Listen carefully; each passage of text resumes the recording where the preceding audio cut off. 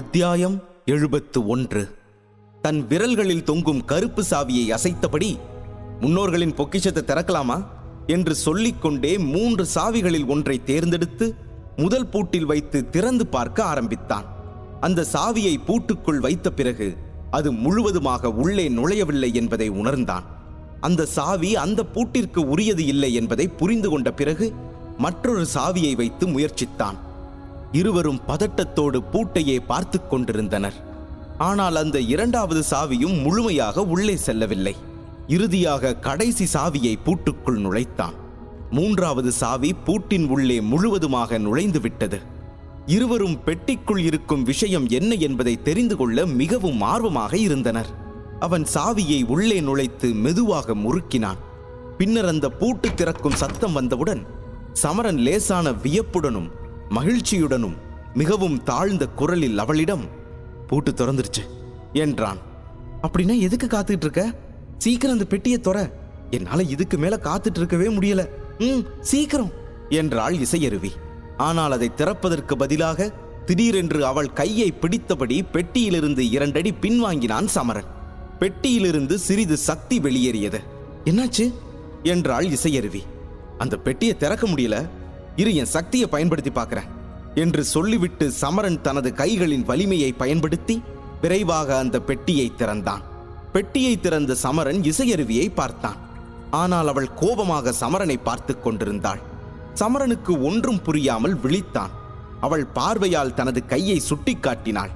உடனே அவன் சட்டென அவளுடைய கைகளை விடுவித்து விட்டு அசடு வழிந்தான். அது நான் கொஞ்சம் கவனமா இருக்கலாமேன்னு தான். சரி வா, பெட்டி திறந்துருச்சு பாரு, உள்ள என்ன இருக்குன்னு பார்க்கலாம் வா என்று அவளை திசை திருப்பினான். இசையருவி தன் முன் வைக்கப்பட்டிருந்த பெட்டியை பார்த்தாள். அப்போது பெட்டிக்குள் இருப்பதை பார்த்து முற்றிலும் திகைத்தாள். மெதுவாக அவள் முகத்தில் இருந்த ஆச்சரியம் மறைந்து மகிழ்ச்சியாக மாறத் தொடங்கியது. மகிழ்ச்சியோடு உடனடியாக அந்த பெட்டியின் அருகே சென்று அதிலிருந்து ஒரு காகிதத்தை எடுத்து அதை பிரித்து பார்க்க ஆரம்பித்தாள். இது என்ன காகிதம் என்றான் சமரன்.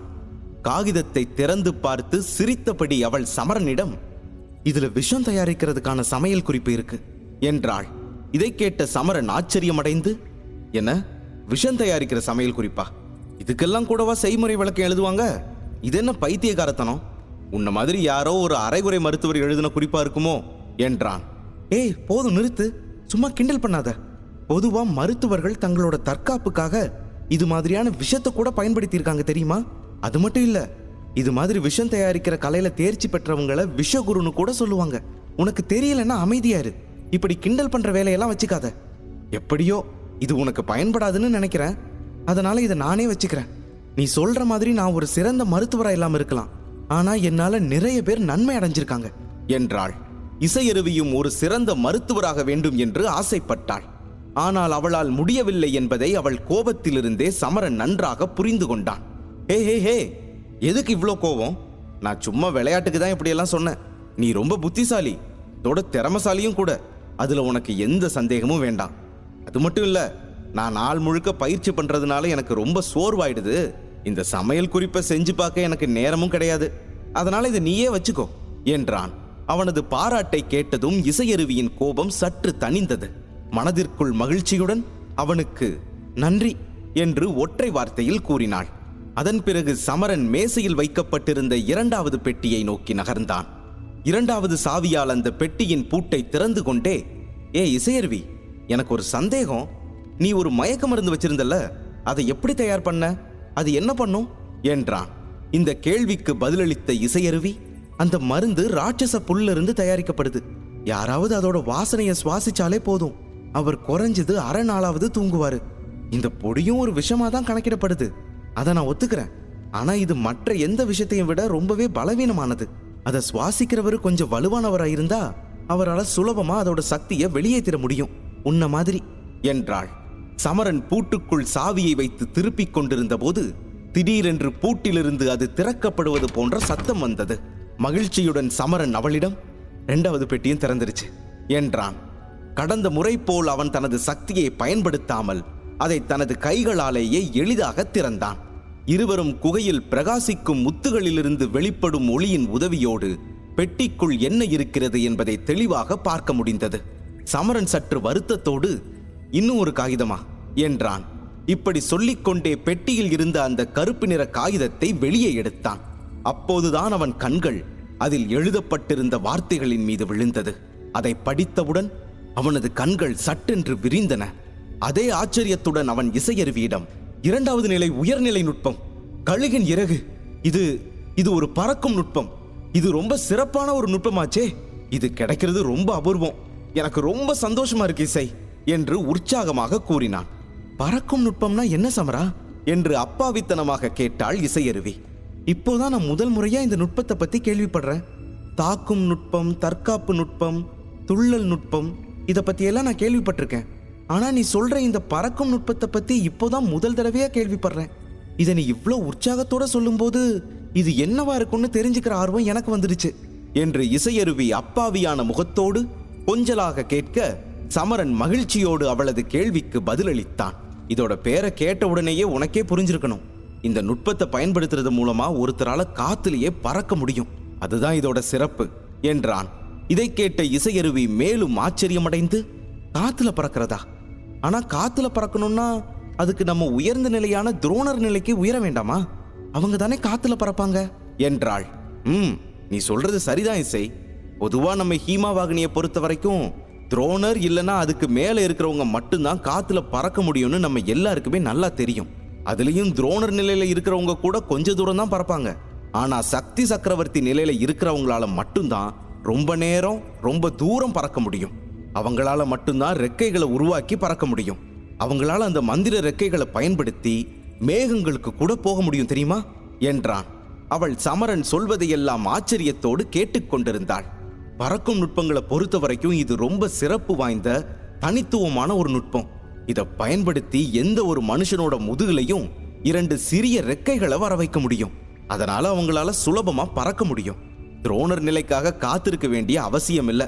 ஆனா ஒண்ணு, இந்த நுட்பம் ரொம்பவே தனித்துவமானது, ரொம்ப கடுமையானதும் கூட. காத்துல பறக்கிறது எல்லாருக்கும் பிடிச்ச விஷயம் தானே. அந்த கனவை நிறைவேற்ற எத்தனையோ பேர் முயற்சி செய்வாங்க. கடின உழைப்பு, கடுமையான பயிற்சி எல்லாம் பண்ணி எப்படியாவது அந்த நிலைக்கு வரணும்னு தானே ஆசைப்படுவாங்க. ஆனா அதுக்கு ஒரு குறுக்கு வழி இருக்குன்னு தெரிஞ்சா, அப்படிப்பட்ட ஒரு குறுக்கு வழி தான் இது என்று சொல்லிக்கொண்டே அவன் அந்த கருப்பு நிற காகிதத்தை பிடித்து கொண்டு ஆழ்ந்த மூச்சை வெளியிட்டான். அவன் மகிழ்ச்சியை கட்டுப்படுத்த முயல்வதை உணர்ந்த இசையருவி, அப்படின்னா உனக்கு இந்த நுட்பம் இப்போ ரொம்ப தேவைப்படுது இல்லையா என்றாள். எல்லாரும் அவங்கவுங்களுக்கு எது தேவையோ அதைத்தானே எடுத்துக்குவாங்க என்றான் சமரன். சரி, அதெல்லாம் அப்புறம் பேசிக்கலாம். இப்போதைக்கு அதை நீ உன்னோடைய வச்சுக்கோ. நேரமாயிட்டே இருக்கு. உடனே இப்போ அந்த கடைசி பெட்டியை தர என்றாள். சமரனும் 3வது பெட்டியை திறக்க ஆவலாக இருந்தான்.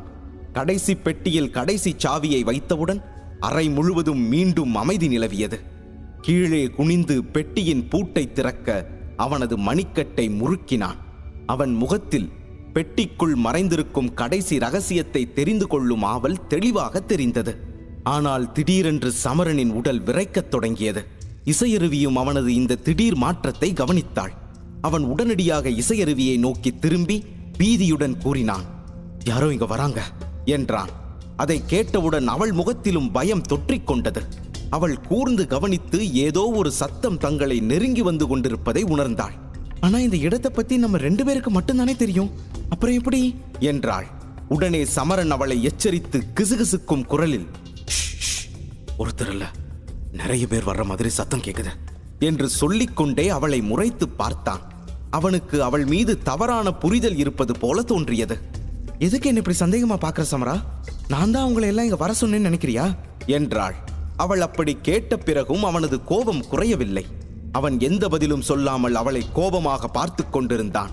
சமரனின் மௌனத்தால் அவளுக்கும் அவன் மீது கோபம் வந்து கண்களை அகல விரித்து, நீ என்னையே சந்தேகப்படுறியா சமரா என்று கேட்க, இங்க வர்ற விஷயம் உன்னையும் என்னையும் தவிர வேற யாருக்குமே தெரியாது. நான் சொல்லலன்னா வேற யாரு சொல்லியிருக்க முடியும்? நீதானே என்றான் சமரன். சபாஷ், நீ என்னை பத்தி இவ்வளோ கேவலமா நினைப்பன்னு நான் எதிர்பார்க்கவே இல்லை. உண்மையிலேயே உன்னை காயப்படுத்த நினைச்சிருந்தா நான் அதை எப்பவோ செஞ்சிருப்பேன். எதுக்காக இவ்வளோ தூரம் உனக்கு துணையா வந்த? நீ என்னை புரிஞ்சுக்கிட்டது இவ்வளவுதானா என்றாள். அவள் முகத்தில் இதுவரை பார்த்திராத கோபம் தெரிந்தது. அதன் பிறகு அவன் உடனடியாக திரும்பி அவசரமாக அந்த 3வது பெட்டியையும் திறந்தான். ஆனால் மற்ற 2 பெட்டிகளுடன் ஒப்பிடும்போது அந்த 3வது பெட்டி மிகவும் இறுக்கமாக இருந்தது. எனவே அதை திறக்க கடினமாக உழைக்க வேண்டியிருந்தது. அவன் திணறிக்கொண்டே, ஏன் இந்த பெட்டி திறக்க மாட்டேங்குது என்று முணங்கினான். பெட்டியை மேசையிலிருந்து தூக்க முயன்றான். ஆனால் அது மேசையுடன் இணைக்கப்பட்டிருந்ததால் அவனது முயற்சி தோல்வியடைந்தது. இதை பார்த்த சமரன் அவசர அவசரமாக பெட்டியை திறக்க முயற்சித்தான். அவன் தொடர்ந்து பெட்டியை திறக்க முயன்று கொண்டிருந்த போது திடீரென்று கல் சுவருக்கு அருகே காலடி சத்தம் கேட்டது. அவன் பீதியுடன் அவளிடம், அவங்க ரொம்ப பக்கத்துல வந்துட்டாங்க என்றான். அவன் சொன்னதை கேட்ட இசையருவி உடனே கல் சுவர் பக்கமாக தன் பார்வையை திருப்பினாள். ஆனால் அவளுக்கு அங்கே எதுவும் தெரியவில்லை.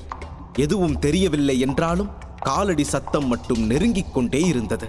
இருவரும் காலடி சத்தத்தை கவனித்துக் கொண்டிருந்த போது திடீரென சற்று தொலைவில் இருந்து ஒரு இளைஞனின் குரல் கேட்டது. மருத்துவரே, ரொம்ப நன்றி.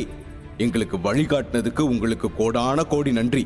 நீங்க மட்டும் இப்படி செய்யலன்னா இங்க புதையல் இருக்குதுன்னு நாங்க கேள்விப்பட்ட விஷயங்கள் எல்லாமே வெறும் வதந்தியாவே தான் இருந்திருக்கும். அற்புதம் என்றது அந்த குரல். இதை கேட்ட இசையருவி ஆச்சரியத்தோடு, இந்த குரல் சர்வேஸ்வரன், ஆனா அவன் எப்படி இங்க என்று முணுமுணுத்தாள்.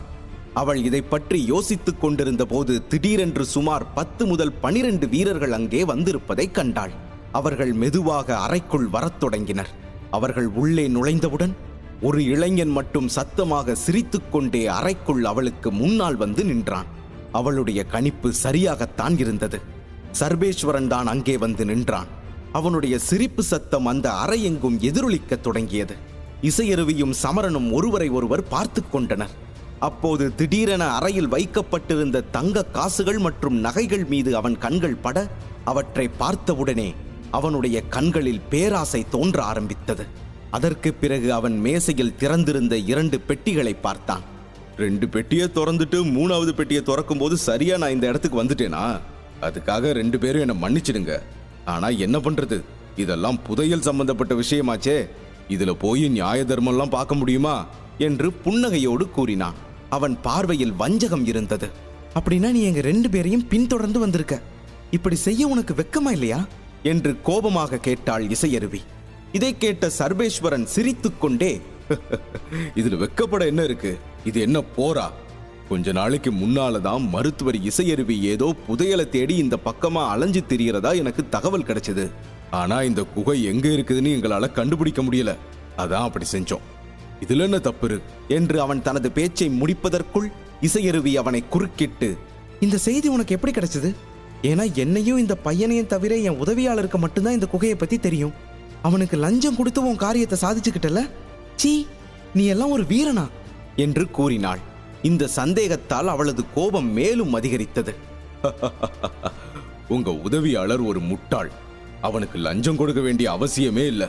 நான் அவனுக்கு 2-3 இனிமையான விஷயங்களை சொன்னேன். அவன் உடனே உங்க ரகசியங்களை சொல்லிட்டான். அதுல ஒண்ணுதான் இந்த குகையின் ரகசியம் என்றான். இதை கேட்ட இசையருவி கோபத்துடன் கத்தினாள். இப்படி செய்ய எவ்வளவு தைரியம் என்று ஆத்திரத்தில் கர்ஜித்தாள். ஆனால் அவளது கோபத்தை கொஞ்சம் கூட சட்டை செய்யாமல் சர்வேஸ்வரன் புன்னகையுடன் அவளுக்கு பதிலளித்தான். மன்னிக்கணும் மருத்துவரே, உங்க கஷ்டம் எனக்கு புரியுது. ஆனா இந்த பொக்கிஷம் எங்க ஓநாய் கூட்டத்துக்கு ரொம்ப ரொம்ப முக்கியம். இது எங்க கைக்கு கிடைச்சதுக்கு அப்புறம் நம்ம கிராமத்து மக்களை எங்க கூட இணைச்சிக்குவோம். காலப்போக்கில் இந்த கிராமத்தை தாண்டி எங்க பேரை நாங்க நிலைநாட்டுவோம் என்று சொல்லிவிட்டு அவன் இருவரையும் பார்த்து, இதோ பாரு மருத்துவரே, நான் உன்னை எவ்வளவு விரும்புறேன்னு உனக்கே நல்லா தெரியும். இப்போ புதையல் நம்ம கையில இருக்கு. அமைதியா அதை எடுத்துட்டு போவோம். நான் கண்டிப்பா உன்னை காயப்படுத்த மாட்டேன். நீதான் ஓநாய் கூட்டத்தோட அடுத்த தலைவரா இருக்க போற. அதாவது என் மனைவியா நீ மாறும்போது இந்த பொக்கிஷத்து மேல உனக்கு உரிமை இருக்கும். அதுக்கு நான் உத்தரவாதம் தரேன் என்றான் சர்வேஸ்வரன். சமரன் மாவீரனாகும் தருணத்தை தெரிந்து கொள்ள உடனே பாக்கெட் எஃப்எம் டவுன்லோட் செய்து இலவசமாக கேளுங்க. போர் கண்ட சிங்கம். லிங்க் டிஸ்கிரிப்ஷனில் கொடுக்கப்பட்டுள்ளது.